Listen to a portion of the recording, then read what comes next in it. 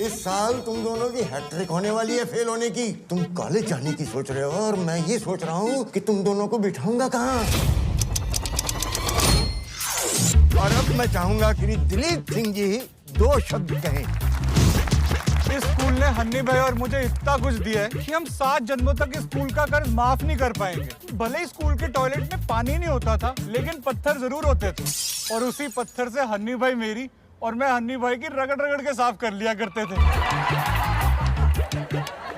याद है एक बारी तेरी छिलगी थी। रब्बा और सहाना चाहे कुछ तो बोल बोल बोल, रब्बा किस्मत के भाई मुझे अभी अभी एक डेजा हुआ।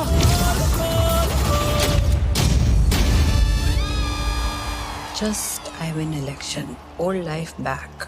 Delhi will earthquake. अगर भोली जीत गई तो दिल्ली वालों का क्या होगा? फिकर नॉट, मैंने 2 आंख वाला राजा ढूंढ लिया। अपना राजा